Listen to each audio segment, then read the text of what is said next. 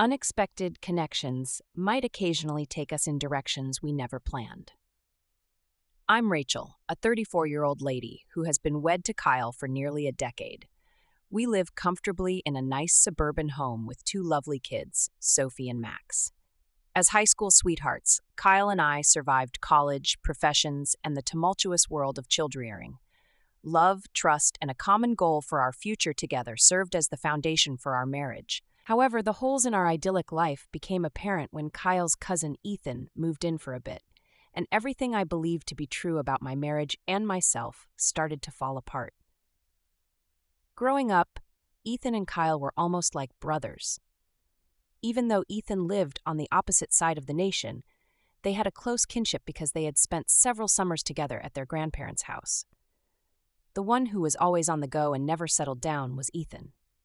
He was the one who had wild tales to tell and who had an unrestrained life. Kyle was ecstatic when he arrived at our door and stated that he wanted a respite from his wandering ways.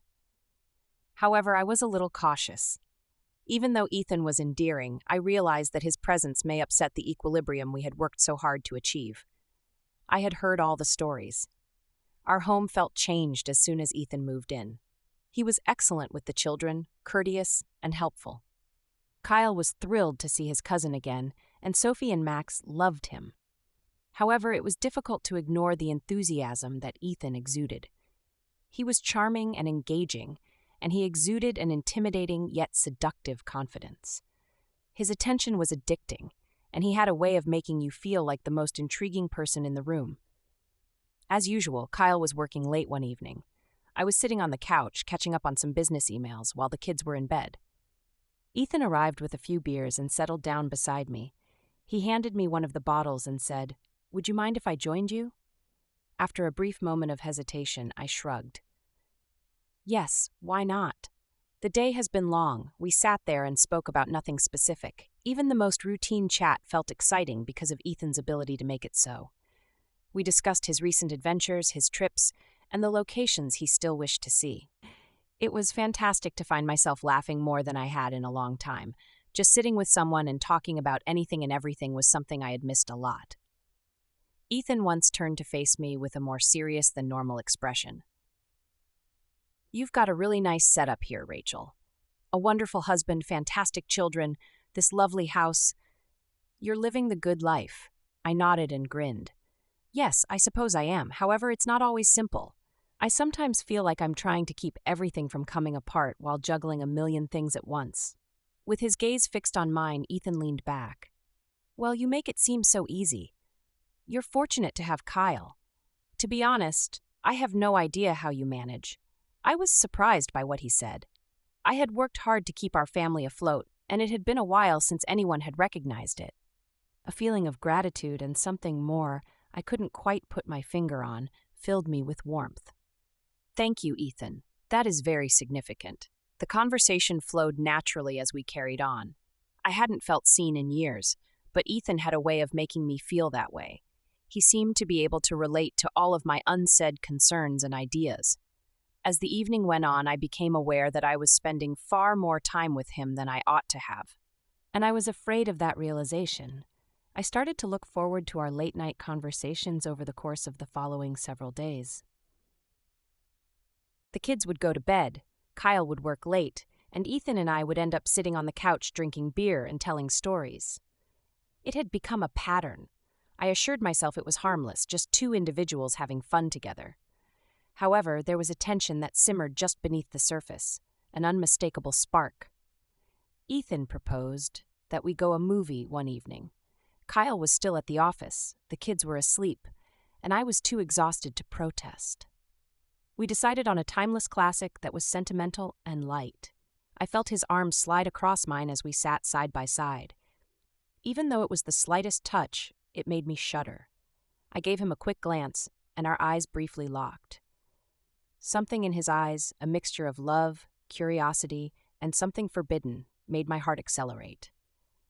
I hurriedly averted my gaze in an attempt to concentrate on the film, but I couldn't get rid of the sensation that Ethan was observing me. I felt a knot form in my stomach and my pulse speed. This was incorrect. Kyle had a cousin named Ethan. He belonged to the family.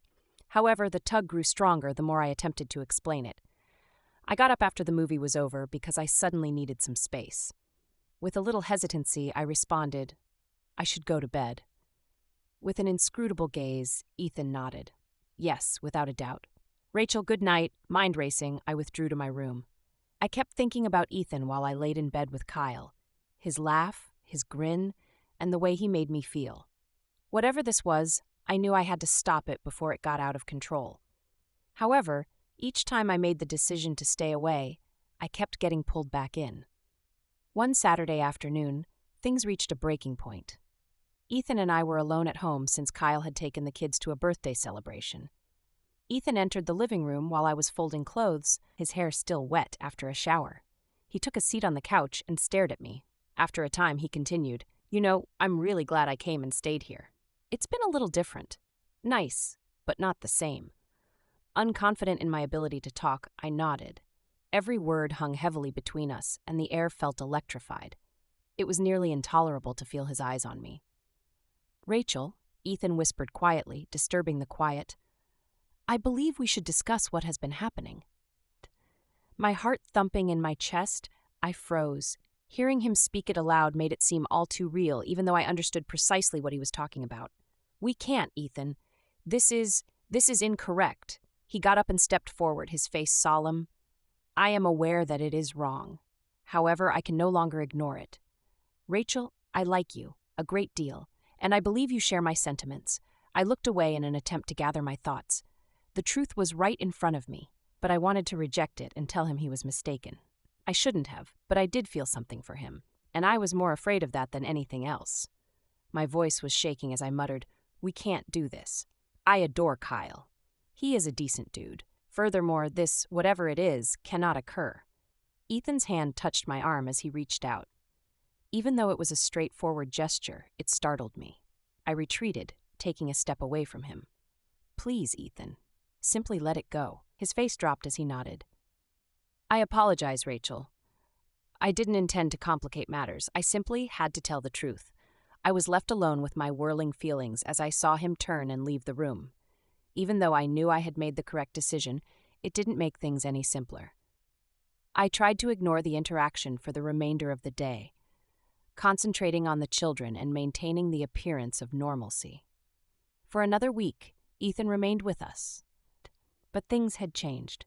There was an unpleasant tension that none of us understood how to handle in place of the easy companionship we had shared.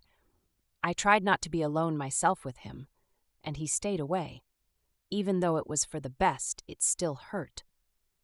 I was both relieved and heartbroken when Ethan's departure was finally imminent.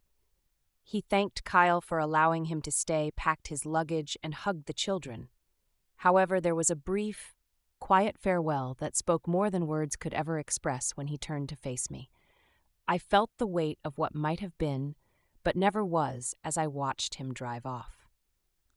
Kyle didn't have any suspicions. He saw Ethan's visit as a chance to catch up with family and have some fun.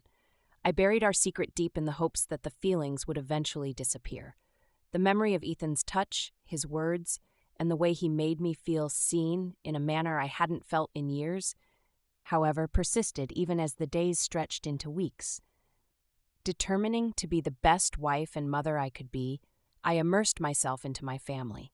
I made an effort to improve my connection with Kyle and remind myself of the reasons we initially fell in love.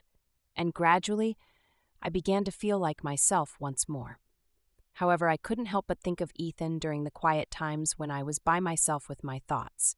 I pondered whether he ever considered me, whether he felt guilty about the near miss, or whether he was glad that we didn't cross that boundary. I see now how easily things may have turned out differently, how things might have been different with just one more touch or time. However, I ultimately made a decision. I went with my marriage, my family, and the life we had created together. Although it wasn't simple, it was the proper course of action. Our internal conflicts can occasionally be the most difficult to overcome. It's simple to fall victim to the seduction of something novel and thrilling, and temptation is strong. But during those times, it's critical to keep in mind what truly counts: the people we care about, the promises we've made, and the life we've put so much effort into building. I hope you keep in mind that you have a choice if you ever find yourself in a similar circumstance. Furthermore, it's not always easy to make the appropriate decision, but it's the one that will return you to the life you've fought so hard to preserve, the people you love, and the ones who need you. Because that's what really counts in the end.